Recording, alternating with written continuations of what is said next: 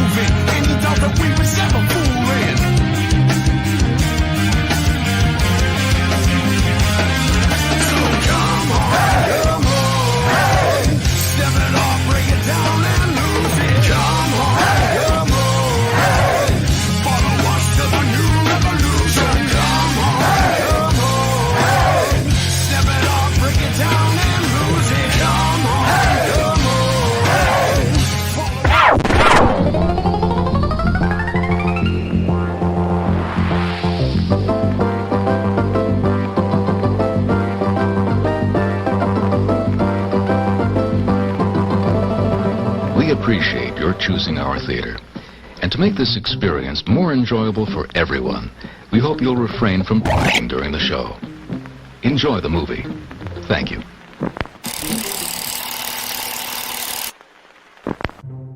Everyone thinks because you're a zombie, you don't know good coffee. Well, they're wrong. We have very active lifestyles. It's not all wandering the countryside aimlessly or scaring passing motorists. And we all love a good cup of joe. And there's only one brew that gets my seal of approval. Deadly Grounds coffee is my guilty pleasure. Bold, robust, delicious. It's coffee that can wake the dead. With over a dozen different roasts and flavors, Deadly Grounds can satisfy the most finicky of coffee addicts. The aroma is so intoxicating. It brings all of my neighbors out of the woodwork. Deadly Grounds coffee. Coffee to die for and zombie approved. It's good to get a little deadly.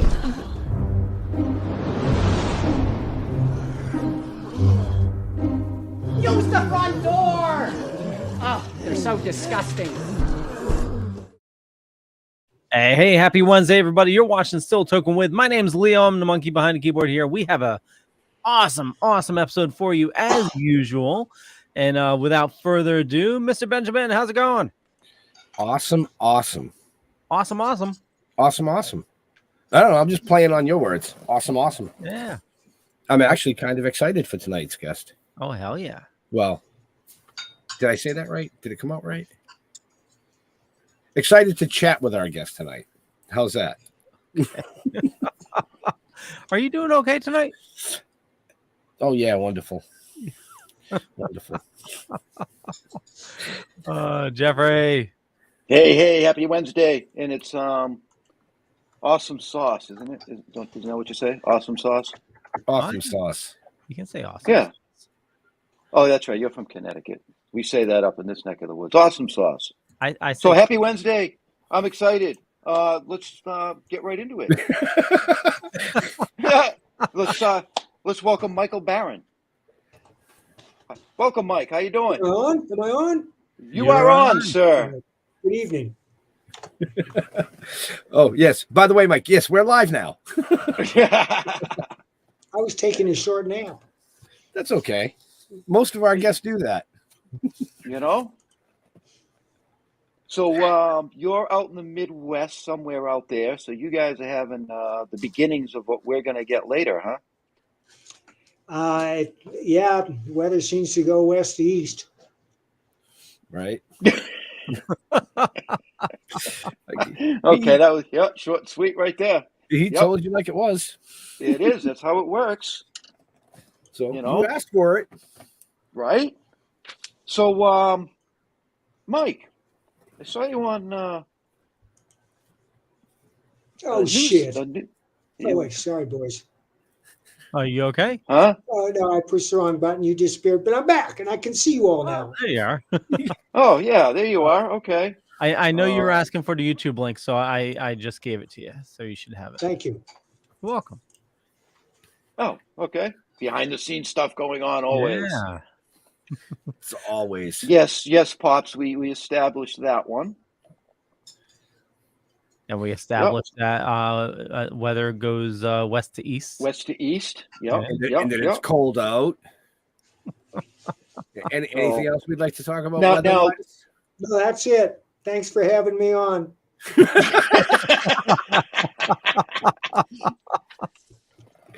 So since you live out in Colorado, do you ski? Do you partake in winter activities like that? No? You'd be a snowball down the hill? He's like, No. When I first moved out here, I did a lot of hiking in the mountains. Nice. Not so But much. I'm no anymore. skier. No skier. No, okay. But No. he is a comic writer, though. That's Yes, right. he is a comic writer. He's a comic writer. Yeah. So go ahead, Leo. You brought it up. Go for it. Well, so you started your career in the 70s, and you've worked on. Yeah. No. Let's not push it. Okay. My first published comic was Nexus in 1981. Okay. What the hell? Yes. Wikipedia is wrong. Okay. Well, it says he entered the comic industry and illustrated text piece. Oh, yes. For Weird Trips Yes. magazine. Weird Trips But magazine. that's Yes. true. My first published piece was for my old pal Dennis Kitchen in a kitchen sink publication, but I didn't consider that comic book work. First serious comic I did was Nexus. Next. Which was 1981. Yeah. Yep. So you're currently doing your own independent work, but you've worked for Marvel, you worked for DC, Dark Horse, done work on you worked on the reboot of The Flash Volume 2. You did a lot of work with Punisher, if I'm correct with that as well. Yeah. And responsible for the character Microchip. How did that come about? It seemed to me that the Punisher needed technical support, that he couldn't be as effective as he was without somebody backing him up, providing the arms and the communication system. It was just too much for one man. And so Microchip was born. Awesome. I love that character in the movies. I don't know if he carried on to the TV show or whatnot. He did, but they changed him completely. Yeah. So this is one discussion that's come up a lot with writers that create characters. When those characters you've created make it onto like the big screen and whatnot, the large comic companies, they don't really give any kickback, do they? No, they do. I can't complain. Okay. Marvel has paid me for Microchip. DC has paid me for storylines on the Flash television show that they took from my comic. Oh, nice. I have no complaints. I only wish that I had created a lot more characters, but who knew that they would put every one of these characters on screen? Right. I would have delved into a lot more superheroics, but nobody knew that this was coming. And I only say that because it would have paid well, because really I enjoy writing my own characters more than I write anybody else's characters. Mm-hmm. Makes Pops sense. Yeah. Pops is asking, what did you find in the mountains, Mike? Well, one day, Pops, we were working our way up a trail in Rocky Mountain National Park, and we came along across a couple of women walking their horses in front of us. They couldn't ride the horses because the trail was too steep, so they were walking the horses.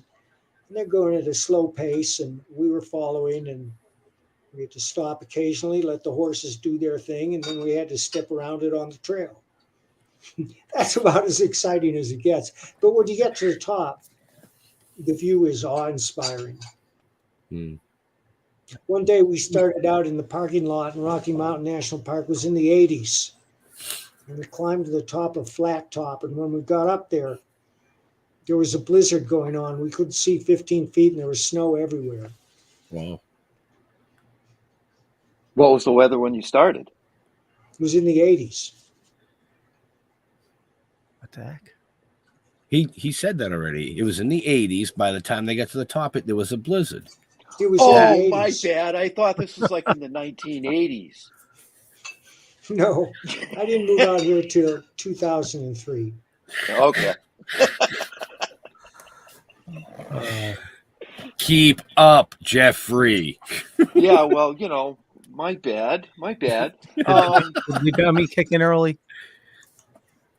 So, yeah. No answer. You're messing with me. So, Mike, I want to know, of all the characters that you've personally created, what's your favorite one?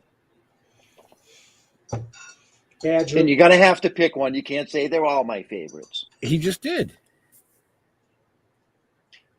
Did you hear me, Jeff? No, I did not. I think I was talking. Badger. I heard you, Badger. Yeah. Excellent. So, tell us a little bit about Badger. Well, we got Nexus going, and I wanted to get another book going. And I saw Jeff Butler's art on a poster downtown Madison. He had done a poster for, I think, the UW basketball Badgers. And I called him out. I said, Jeff, do you want to do comics? He said, yeah. And I said, well, what do you want to draw, Jeff? And he says, I want to draw druids. So I said, okay. And I wrote this 10-page story about a druid wizard who was an apostate and so reviled by his fellow wizards that they took up a collection and hired the Vikings to put him in a coma, sail west, and drop him off the edge of the earth. But of course, they never came to the edge of the earth. They came to North America, and they carried him inland as far as they could, and then they buried him in what would turn out to be Wisconsin. So Jeff drew it, and it was beautiful. And we took it in, and we showed it to the boys at Capitol. And Milton says, nah, no one wants to read about druids. Give us a costume crime fighter. And my first thought was, why wouldn't anybody put on a costume and fight crime? They'd have to be insane. But I was reading a book at the time called The Minds of Billy Milligan. It was the first serious study of multiple personality disorder. So that's where that idea came from. And then I went to, I said, Jeff, they don't want druids. They want a costume crime fighter. And Jeff says, well, I'm not going to waste these pages. I said, fine. I'll write the Badger and we'll use the first 10 pages, and the Badger won't appear until page 11, which is what happened. And then they meet when they're both in an insane asylum, Nakoma State Hospital for the mentally ill. And that's how Badger met Ham the Weather Wizard. There you go. Okay. I've never read those, actually, but I'm going to have to. Right. It sounds really interesting. They do You know, sound I mean, interesting. when I Googled Badger, all kinds of weird shit was coming up. Google Badger comic. Yeah, it's also Well, yeah, I had to get specific. I just Googled Badger, and the shit that popped up. Scary, some of it. Oh my God. Right off the It tracks. was, what's that thing? The honey badger. That's what I saw, the honey badger. what the Well, I hell? like the honey badger, but he's Yeah. African. Oh, I didn't know that. Yeah, there are many types of badgers. The North American badger is pretty ferocious. The English badger is a nice, polite fellow who will sit down and have tea with you. And the honey badger, as everybody knows, don't give a shit. Have you seen that video? I have, I yeah. don't know. You've never seen that, What? man? Oh, it's a riot. I might have. Yeah, just Google honey badger don't give a shit. I'm gonna have to. I'm gonna have to write that down. or I will, or I'm gonna forget. That's all right. I'll remind you. Now, there we go. Yeah. And so this is Dark Horse Comics, Badger. Yeah, that Jill Thompson illustrated that series. We've had many artists on the Badger over the years, as befits a multiple personality, and most of them have been pretty great. Now, how many books in total do you have with the Badger? Well, there's over 100, well over 100. There are a couple of collections IDW put out years ago, but they're very hard to find. And we're talking about putting out a couple more omnibuses. First is still in business, but it doesn't have the presence it used to have. It's more or less a boutique publisher now that puts out a handful of graphic novels every year. Mm-hmm. Wow. Pops is just blowing up the chat, huh? I know. He is going off. Pop says you wrote a Bruce Lee book? That's true. I wrote Bruce Lee for Malibu. And this was back in the days before the Lee family was micromanaging every manifestation and dealing with them to get the maximum profit, which I certainly understand. But we were pretty free to do whatever story we wanted. And Val Myerick was the illustrator. And one of my goals when I do comics, especially martial arts comics, is to portray the martial arts in a realistic and dynamic manner, and not with people wildly swinging their fists or a big close-up of a foot. People don't want to see that. They want to see clear, exciting, dynamic techniques like you would see in a great kung fu movie. And so I choreograph these elaborately so that the reader can see the technique and the fight unfold step by step and understand the techniques that are used. And they're far more than just punches and kicks. We use joint locks, takedowns, chokeouts, things like those to make it interesting, because you can characterize a person in a fight by their actions. And another thing I have to point out is when people are fighting, they don't carry on conversations. They don't make witty quips. They barely have the breath to keep moving.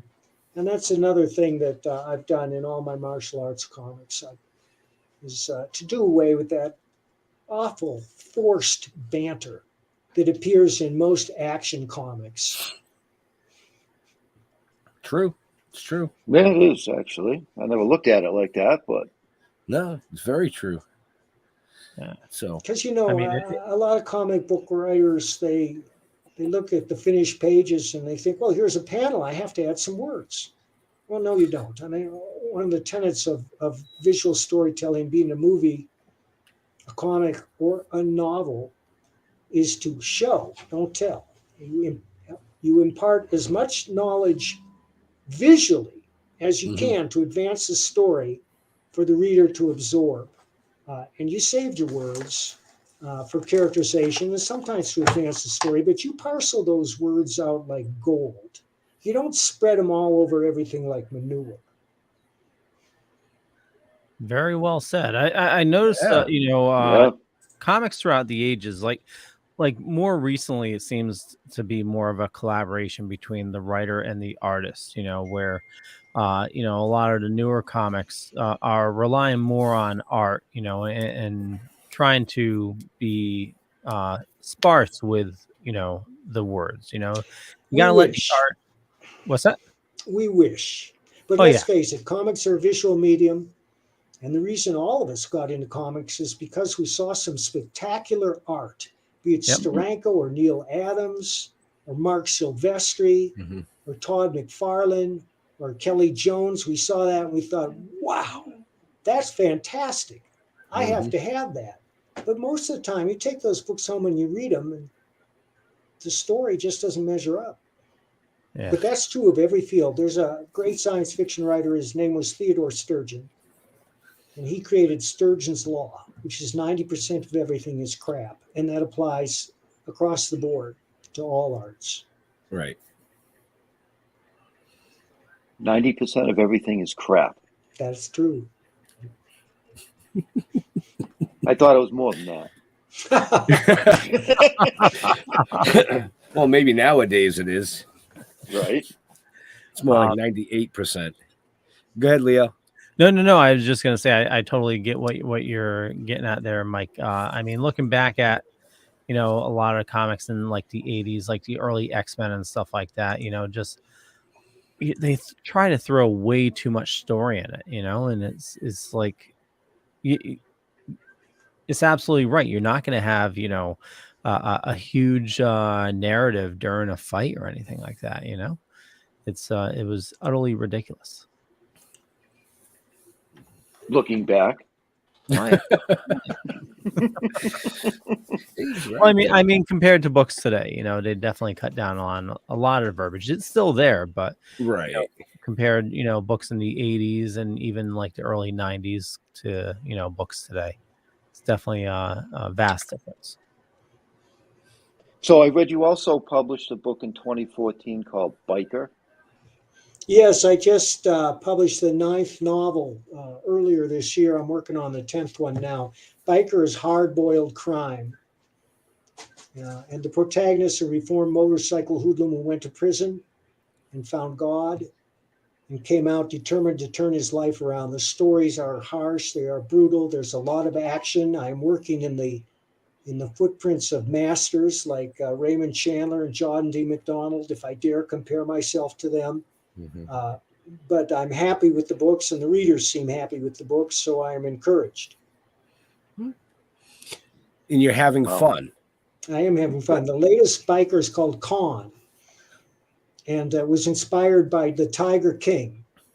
And they hire Josh, an animal sanctuary hires Josh to help them go into this tiger circus like the Tiger King kept, while they transport the sick and injured animals into their trucks to take them to a sanctuary and nurse them back to health, because they fear that the people that remain at the tiger circus are hostile to them, and they are, and they might need some protection. But what the story is really about is one of the women there forges a bond with a Siberian tiger, and before the sanctuary people arrive, she takes off with the tiger. So they hire Josh to track her down and bring the tiger back. Okay. Wow. How many stories you got in that little head? Endless?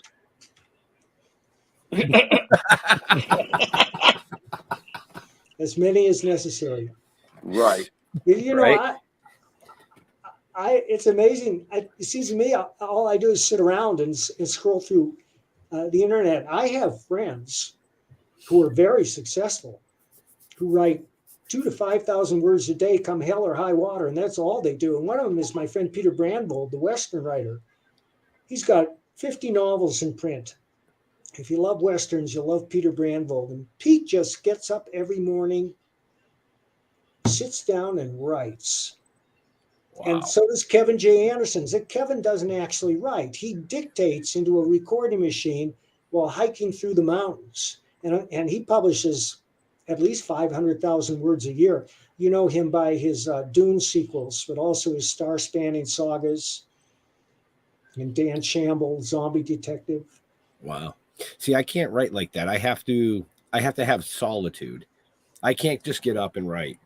It's got to be right mind frame for me anyways. Well, you got to force yourself into that mind frame, but I hear you about solitude.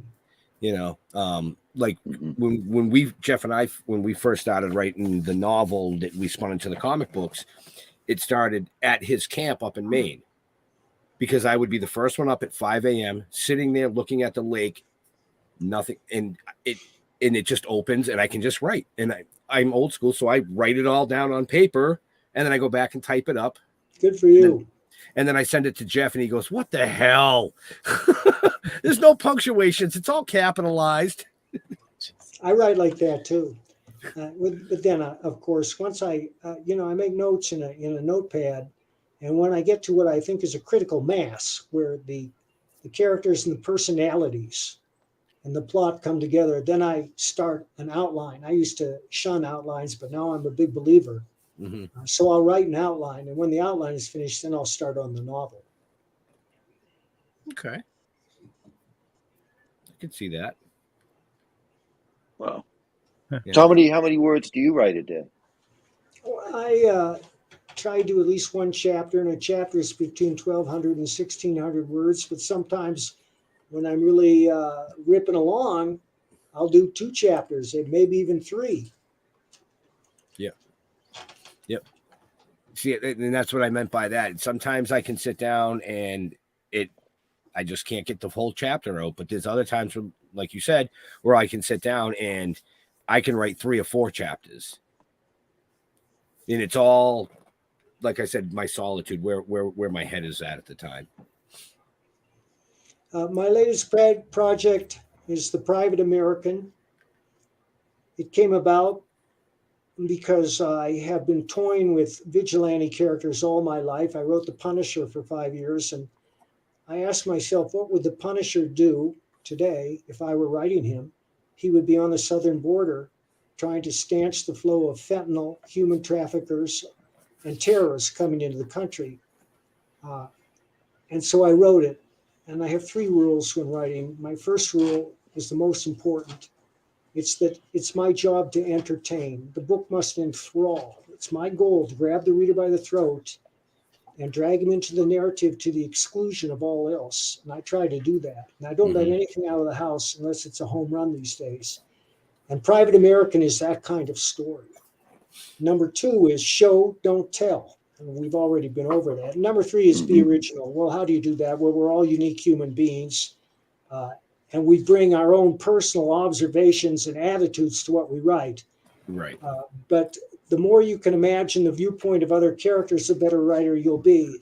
A truly great writer has to imagine every point of view. You look at Shakespeare.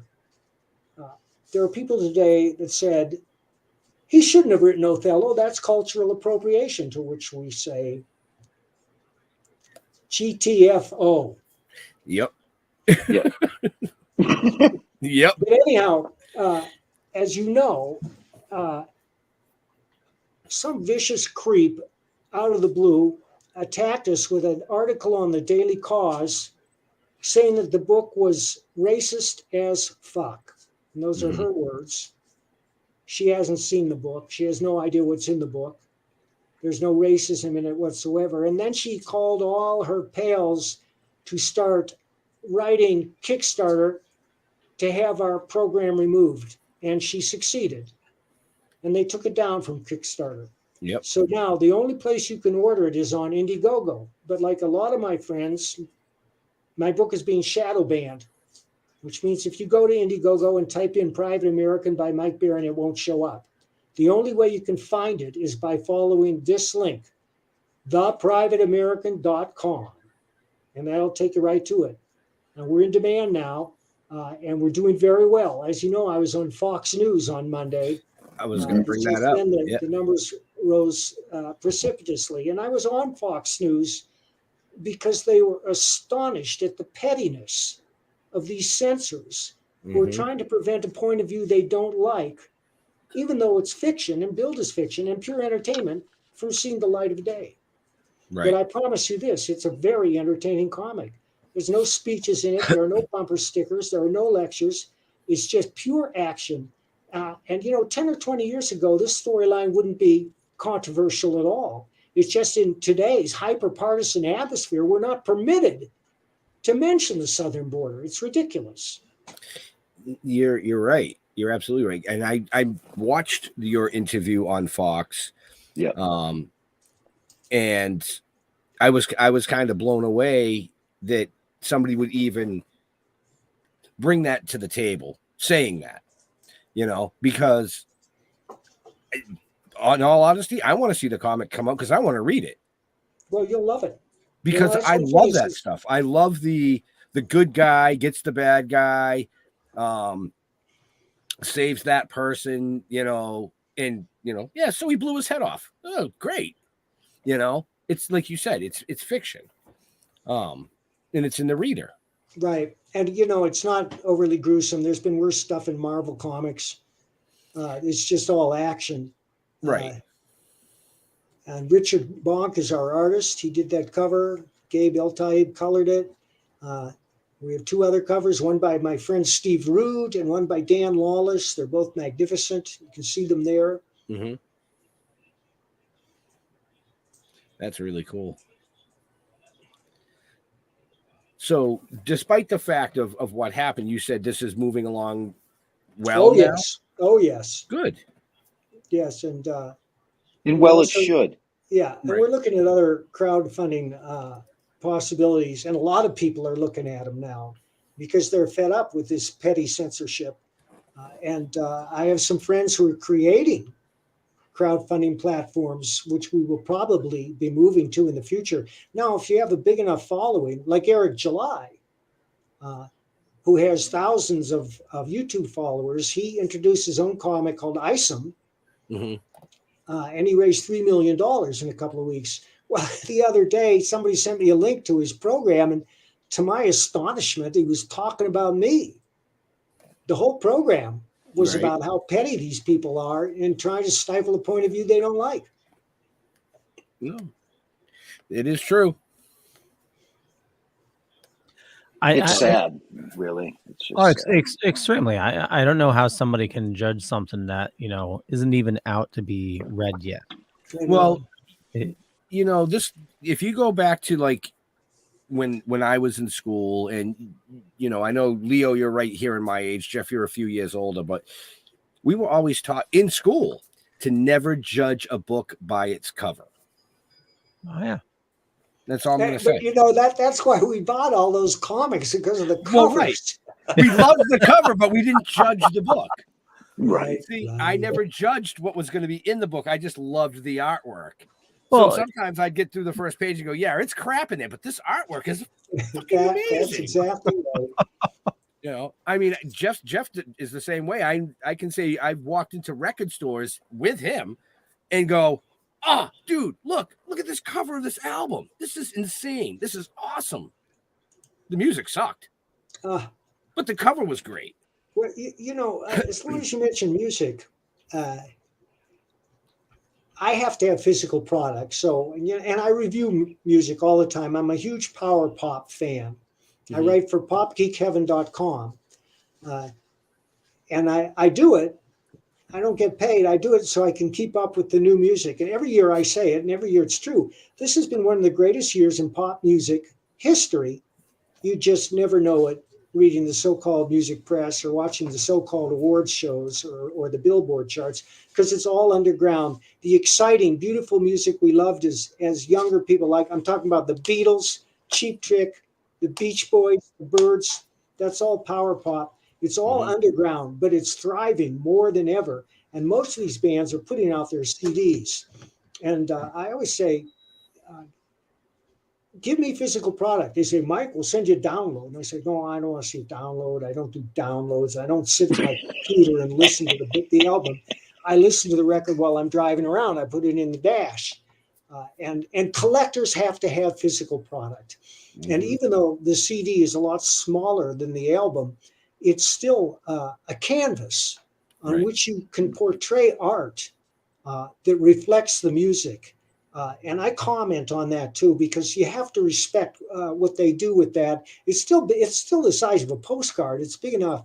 You know, hang on one second. Let me grab a couple of records. They're right over here, and I'll show you what I mean. If this thing is stretched. All right. Yeah. All right.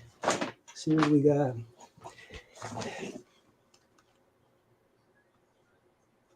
Okay.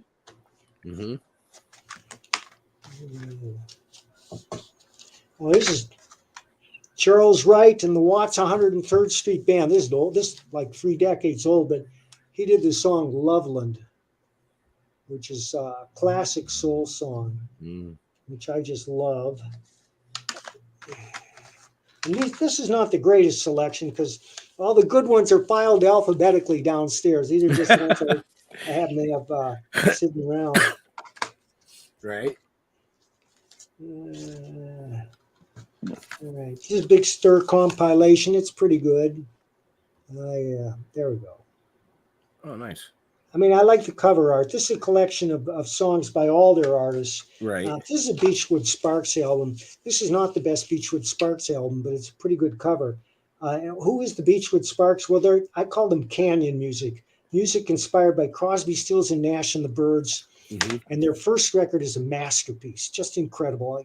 Check out Beachwood Sparks if you like canyon music. And by that, it's also a connection with the Grateful Dead, especially Working Man's Dead. If you like that sound, and let's face it, there are many modern bands now that take their sounds from decades ago. Oh, yeah.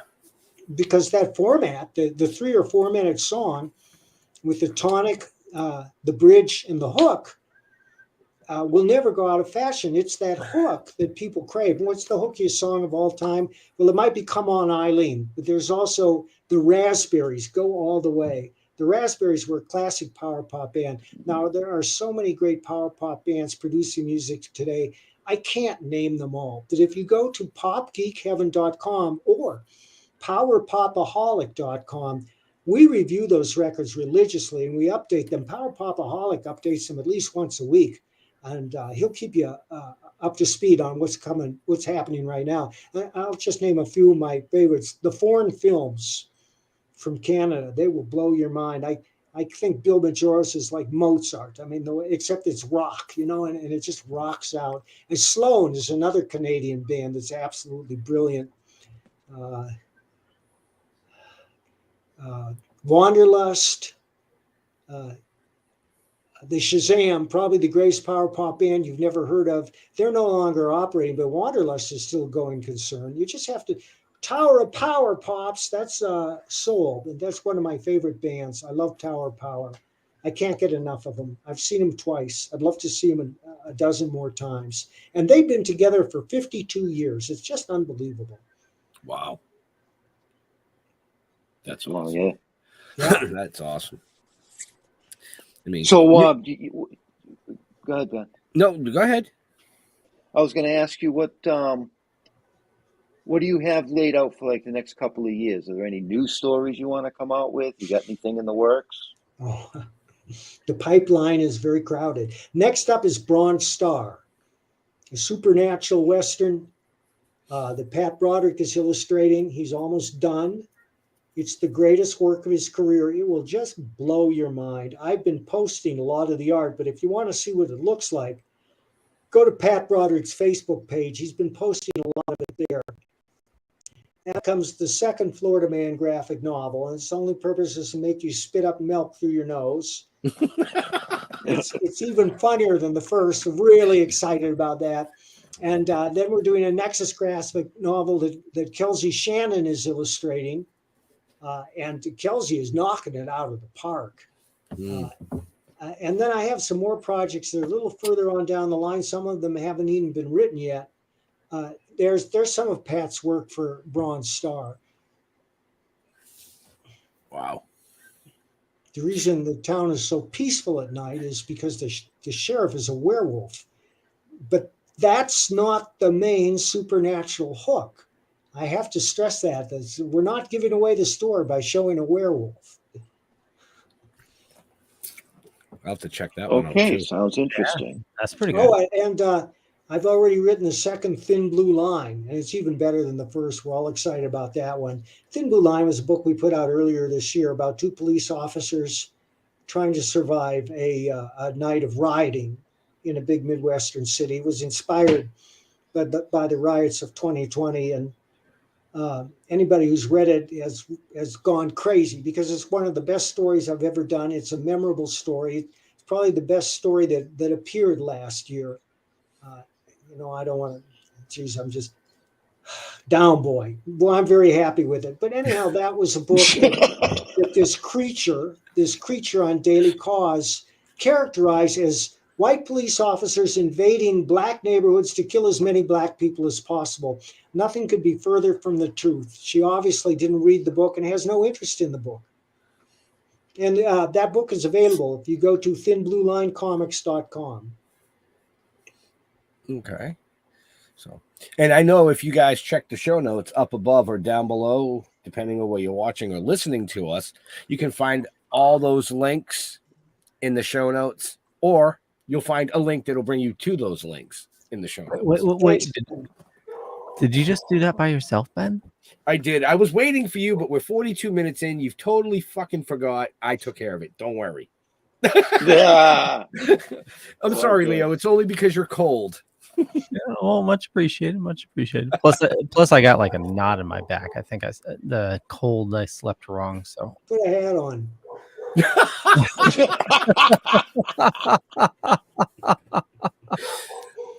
There you go. He told you. yeah.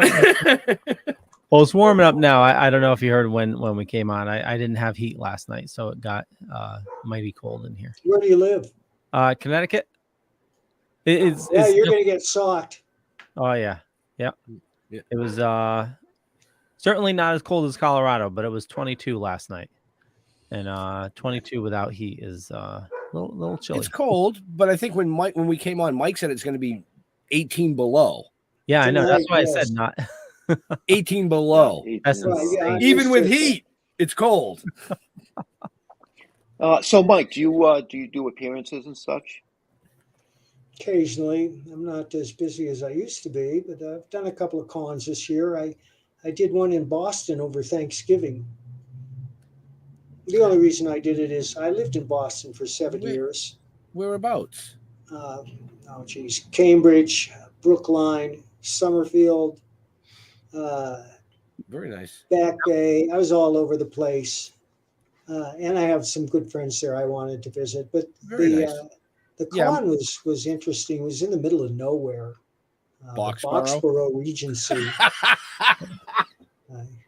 I rode to the airport with Lindsay Wagner.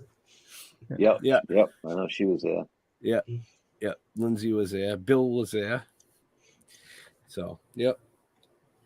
Yeah, that was one of the shows we used to do a long time ago. We haven't done it in a few years. Do you know Gary Summers? Yep. We know Gary. Gary's written a rock opera. Yeah. Do you know about that? Yep. Have you heard it? I have not. You should give it a listen. Hang on a second. He was actually writing that the last time we were there. A couple years ago. Yeah, Besties. Beasties. Besties. Right. And if you go to beastiesrockopera.com, you can listen to some of the songs. I think they're terrific. Yeah. I didn't know it was out. Yeah, I didn't know it was No. out yet. Well, he's releasing it digitally, and we're looking for a label. I told him I'd help him because I think it ought to be a CD, because I'm not going to listen to it digitally. He's just not going to do it. He's You know. not going to read your book digitally, folks. He's not going to listen to the CD digitally. Send him a hard copy. Yeah. Physical Yeah, copies? well, I'm like that. I got all my CDs behind me. Yeah, we're I'm collectors. hanging on the wall. Collectors. We don't want digital comics or digital movies. I want a DVD box that I can pour over. And Right. And I want to read a fucking book. Right. Yeah. Right. See, I do the best of both worlds. I buy the physical media and then I rip it and I have a media server. So it's then I have it on a home network. So it's easy to access. But I have the physical media when I want to, right. use it, Yeah. Absolutely. Yeah. But Best of both worlds. yeah. I'm only about 35 minutes outside of Boston. Same with Where Jeff. do you live? I'm in Plymouth. Oh, yeah. Yeah, and Jeff is in Halifax, which is between me and Boston. So yeah, that's pretty cool. I didn't even know you. Were you Small guys world. there I didn't in know the you were there. 70s? What's that? Were you guys there in the 70s? I sure Well, I was was. born in 72, so yeah.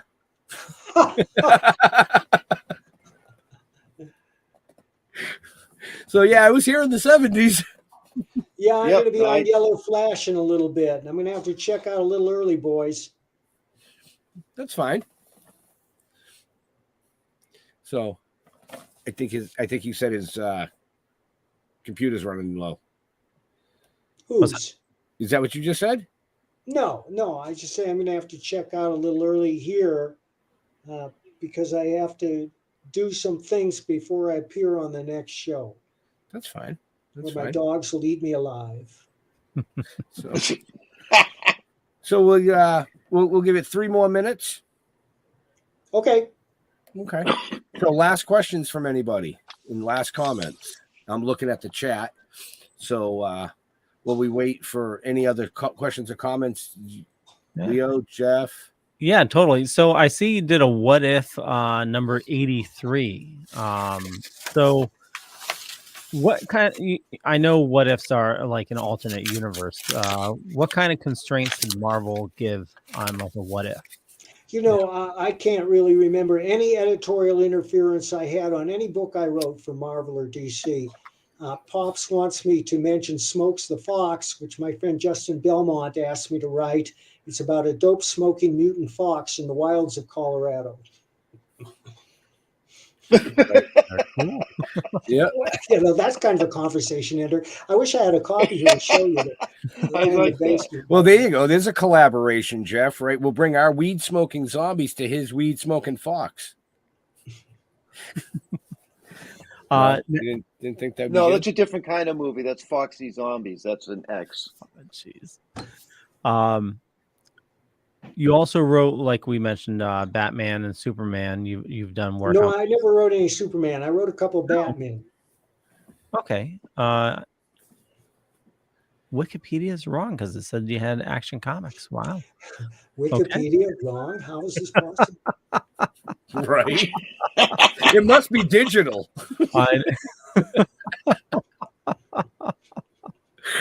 Oh my. So what did you enjoy from writing Batman? Well, I wrote 2 Batman stories that Bill Reinhold illustrated, and Bill's one of my favorite illustrators, and I took the opportunity to get him to draw futuristic architecture. It was so long ago, I forget what the stories were about, but I remember that they had something to do with architecture, and Bill's really good at that. Okay. Excellent. Okay, that was your last question. Well, fine then. You got a last question for our guest? I had one more. I was gone. I've got a lot of fucking shit to read now. Well, you can have my question. Go ahead, Leo. I'll let you. No, I was gonna ask, how the hell did Atari Force happen? Like that was my first job for DC. I'm not sure how that happened. They asked me to write Atari Force, and I was happy to do it. I really didn't know what I was doing, but I had good instincts. I always had confidence that I could write a comic. I don't know why. It took me 30 years to learn how to write a novel, but that's because I'm a slow learner.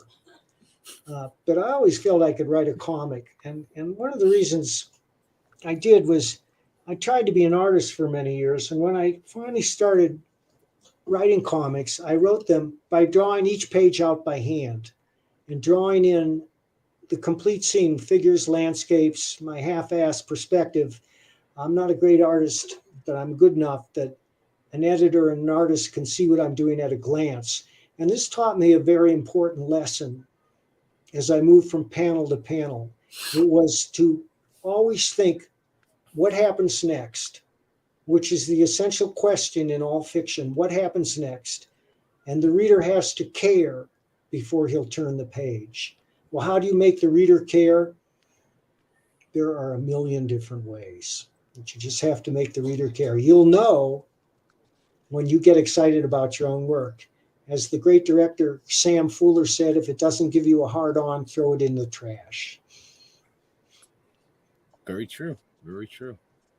And on that note, I was just thinking about all the stuff I could throw away.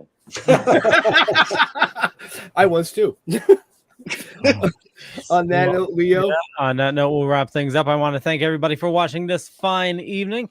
For me, just Google Leo Pine. You find a bunch of stuff. Could be true, could be not. I'm not going to say which is which, but I run the Dorkening Podcast Network. We got a ton of awesome shows on the network. A lot of awesome people doing a lot of awesome stuff. Matter of fact, we're going to be doing another live show at 9 p.m. So make sure you tune in for that. We're going to be having a lot of fun. And also check out Splash Pages from yesterday. We did a live reading of Batman Noel, which was a lot of fun. It's, 6 of us. We did all the voices and everything. But Michael, where do you like people interacting with you on social media? Well, I'm on Twitter at Bloody Red Baron. I'm on Facebook at the Comics and Novels of Mike Baron. I have a website, bloodyredbaron.com. And I have a Substack column, Mike Baron on Substack. And that's where I write about popular culture and a lot of things. Check it out. Very cool. Very cool. Jeffrey. Thanks, guys. Oh, it's my turn now. What was it? Stilltoking.com. Go to stilltoking.com. Yeah, that's what you want to do. I'm really gummy. Mike, you're an inspiration. Thank you very much. I'm glad you were able to join us. And yeah, I'm really fucking high right now. Benjamin, take us out. So like Jeff said, stilltoking.com for all Michael's links and notes. They're in the show notes up above, down below. Depending on where you're watching or listening, you'll find him. Check him out. Definitely check out Private American. Give it a pump up. I definitely want to see this come out along with all the other amazing stuff that he's already done. It's there. You can find it. Trust me. To all our veterans and first responders, we want to thank you for doing what you do every day so people like us can do what we do. We're out of here. We'll see you next week. Stay safe.